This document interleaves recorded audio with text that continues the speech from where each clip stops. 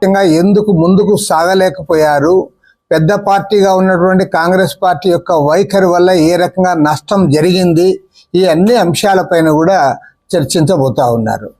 కాబట్టి ఏమంటే రేపు 16, 17 తేదీల్లో రేపు ఎల్లుండి భువనేశ్వర్లో జరుగుతున్న మా పార్టీ జాతీయ కార్యవర్గ సమావేశాల నిర్ణయం మేరకు రేపు 19వ తేదీ సమావేశాల్లో కూడా మా పార్టీ వ్యవహరిస్తుంది. ఆ తర్వాత వివిధ రాష్ట్రాల్లో ఎన్నికల పొత్తులు సర్దుబాట్లు ఏ రకంగా ఉండాలనే అంశం పైన కూడా ఈ కార్యవర్గంలో ఒక దిశానిర్దేశం చేయబోతా ఉన్నారు. అందుకు అనుగుణంగా అన్ని రాష్ట్రాల్లో కూడా రాష్ట్ర కమిటీలు ముందుకు సాగడం అనేది జరుగుతుంది. తర్వాత రెండో అతి ముఖ్యమైన అంశం మన రాష్ట్రానికి సంబంధించి నిజంగా చూస్తాను. మామూలుగా ఎన్నికల నోటిఫికేషన్ రాలే, లేదా ఎన్నికలు ఇంకా దాదాపు 4 మాసాల పైనగానే ఉన్నాయి. మరి జగన్మోహన్ రెడ్డి గారు ముందుగానే ఓటమిని అంగీకరిస్తున్నట్టుగా కనపడతా ఉంది. ఎందుకంటే స్పష్టంగా మనం కూడా గతంలో ఎన్నో ఎన్నికలు చూసాము. ఒక ఆంధ్ర రాష్ట్రంలోనే కాదు, చాలా రాష్ట్రాల్లో అసెంబ్లీ ఎన్నికలు కానీ పార్లమెంట్ ఎన్నికలు కానీ జరిగినప్పుడు సహజంగానే ఏ పార్టీ అయినా సరే కొంతమంది అభ్యర్థులను అటు ఇటు మార్చడం అనేది మనం చూసాం. అది సర్వసాధారణం కూడా. ఎందుకంటే కొంతమందికి ఏజ్ అయిపోతుంది, కొంతమంది కొంత చెడ్డ పేరు తెచ్చుకుంటారు, కొంతమంది స్కామ్స్ ఇట్లా వాటిలో ఇన్వాల్వ్ అయ్యి కూడా కేసులు ఎదుర్కొంటారు. అలాంటి సందర్భంలో ఆయా ప్రాంతాల్లో అభ్యర్థులను మారిస్తే బాగుంటుంది, పార్టీకి ప్రయోజనం జరుగుతుందనే ఉద్దేశంతో ఆయా పార్టీలు నిర్ణయం తీసుకోవడం అనేది మనం గతంలో చూసాం. అదేం కొత్తది కాదు. ఇది అన్ని రాజకీయ పార్టీలు చేసేదే. ప్రధానంగా అధికార పార్టీ వాళ్ళు సహజంగా ఎక్కువ చేస్తారు. మరి తెలంగాణలో అది చేయలే పెద్దగా కేసీఆర్. ఇప్పుడు ఆ తెలంగాణ ఎన్నికల్లో ఆయన ఓటమి చెందాడు. ఇప్పుడు ఇక్కడ జగన్మోహన్ రెడ్డి ఏకాయికిన 82 మంది సిట్టింగ్ ఎమ్మెల్యేలను ఎంపీలను వాళ్ళను మారుస్తామని చెప్తా ఉన్నాడంటే క్లియర్గా అర్థమవుతా ఉంది ఆయన ఓటమిని ముందుగానే అంగీకరిస్తున్నాడు.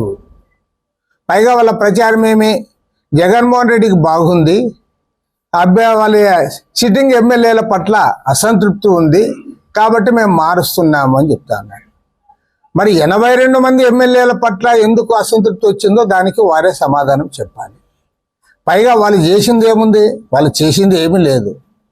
జగన్మోహన్ రెడ్డి భారతదేశంలో ఏ రాష్ట్ర ముఖ్యమంత్రి కూడా చేయనట్లుగా ఆయన అది కృతనిశ్చయంతో ఒక రకంగా చెప్పంటే పక్కా ఒక ప్లాన్ వేసుకొని చేసిందేమప్ప అంటే సర్పంచ్ మొదలుకొని మంత్రి వరకు డిప్యూటీ చీఫ్ మినిస్టర్ల వరకు అందరినీ డబ్బిల్ చేసి పరిచినాడు. వాళ్ళకు ₹1 అధికారం కూడా లేకుండా చేశావు. మొత్తం రాష్ట్ర బడ్జెట్ అంతా నీ కంట్రోల్లోకి తీసుకున్నావు. స్థానిక సంస్థలకు ఉండే బడ్జెట్ను కూడా నీ కంట్రోల్లోకే తీసుకున్నావు.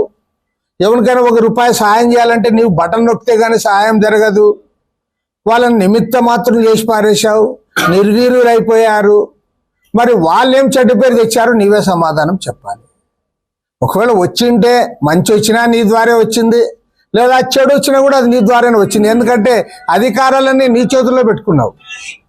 ఎమ్మెల్యేలకి ఏం అధికారం ఉంది, ఎమ్మెల్యేలకి ఏం అధికారం లేదు. కనీసం రేషన్ కార్డు కావాలనుకునేవాడు కూడా ఎమ్మెల్యే ఇంటి దగ్గర పోయి నిలబడే పరిస్థితి లేదు, సర్పంచ్కి లేదు, మంత్రికి లేదు.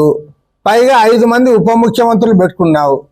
వాళ్ళు ఎవరో పాపం ప్రజలకే తెలియదు, అంతా డమ్మీ ఉప ముఖ్యమంత్రులు. సాక్షాత్తు హోమ్ మినిస్టర్ ఒక మహిళకి ఇచ్చావు, ఆమె చెప్తే ఒక ఎస్ఐ కూడా మాట్లాడాడు. కాబట్టి మొత్తం అధికారాలు సర్వాధికారాలు నీ చేతుల్లో పెట్టుకొని నీ ద్వారా ఇవాళ ప్రభుత్వానికి చెడ్డ పేరు వస్తే నీవు ఓ రోజు మొత్తం 82 మంది వీళ్ళే కారణమని చెప్పి వాళ్ళందరూ కూడా మారుస్తానని చెప్తా ఉన్నావు. పైగా తెలంగాణతో పోల్చుకుంటా ఉన్నావు. అవునన్నా కాలన్నా నేను కూడా అంగీకరిస్తా ఉన్నా. తెలంగాణలో కేసీఆర్ ఇరిగేషన్ ప్రాజెక్టుల పైన కాన్సన్ట్రేట్ చేశాడు కొంత, అదేవిధంగా కరెంట్ ఇచ్చాడు, అది హైదరాబాద్ డెవలప్ చేశాడు. అది అందరికీ కనపడతా ఉంది అక్కడ.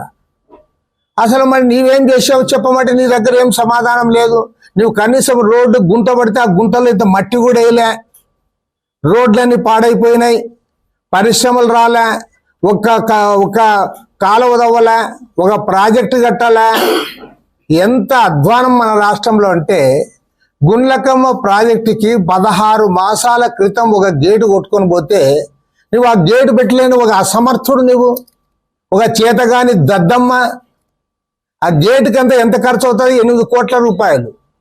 ఇప్పుడు ఇంకో గేటు కొట్టుకొని పోయింది. నువ్వు ఒక ప్రాజెక్టుకి గేటు కూడా పెట్టలేని స్థాయిలో నువ్వు పడిపోయినావు.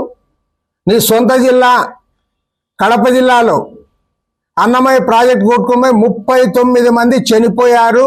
ఇవాళ ఏ ఇంజనీర్ని అడిగినా చెప్తాడు అన్నమయ్య ప్రాజెక్టు కొట్టుకుపోవడానికి ప్రధానమైన కారణం ఏమంటే మెయింటెనెన్స్కు నిధులు ఇవ్వకపోవడము. సాక్షాత్తు ఇంజనీర్ రాశారు, అయ్యా దీనికి మెయింటెనెన్స్ నిధులు ఇవ్వండి, ఇది ప్రమాదంలో ఉందని వాళ్ళు రాస్తే కూడా నువ్వు వాళ్ళకి మెయింటెనెన్స్ నిధులు ఇవ్వలే. కాబట్టి ఏమంటే నువ్వు ఏం చేశావు? నువ్వేమి చేయలే. ఒక రోడ్డు వేయలే, ఒక కాలువ తవ్వలే, ఒక ప్రాజెక్టు కట్టాలే, ఒక పరిశ్రమ తేలే.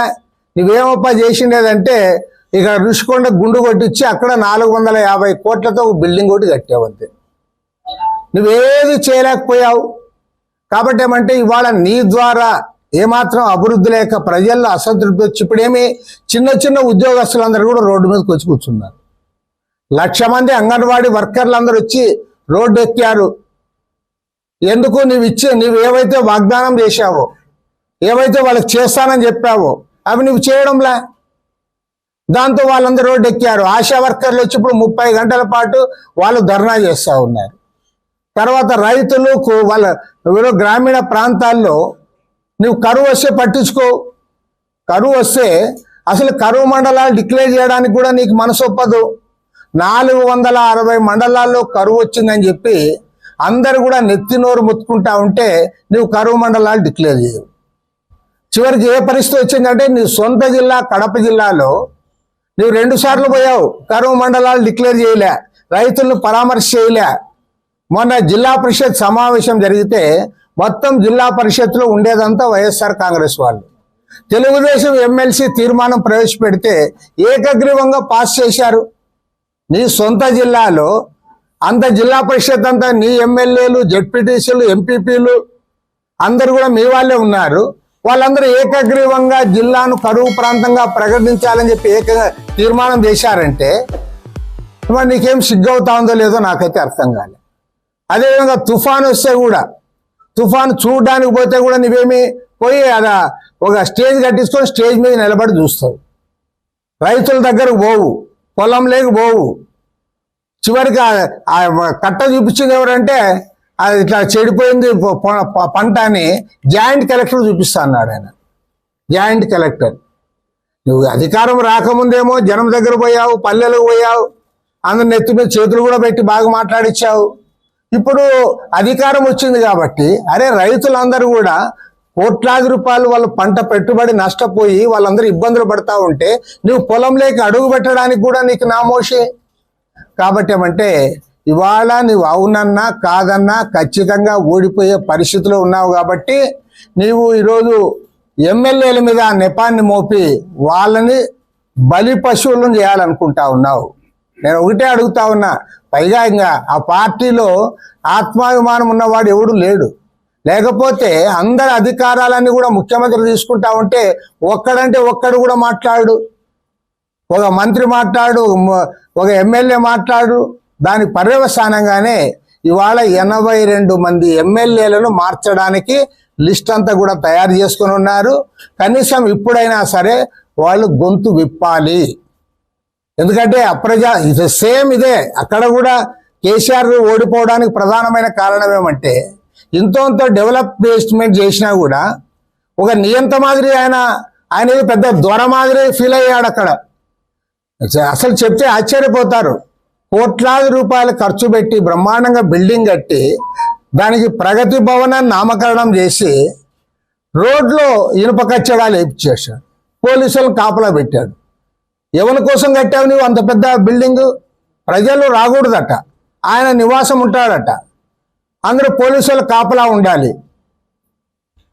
నువ్వు ఒక నియంత మాదిరి తెలంగాణ నేనే తెచ్చాను, నేనే తెలంగాణ జాతిపిత కాబట్టి నేనేం చెప్తే వినాలి, ఎవరిని రానివ్వనని చివరికి మంత్రులు ఎమ్మెల్యేలకు కూడా అలౌ చేయకోకుండా ఆయన పరిపాలన చేశాడు. ఆయన అప్రజాస్వామిక విధానాల వల్ల ఆయన నియంత పోకడల వల్ల, ఆయన అహంకారంతో ఆయన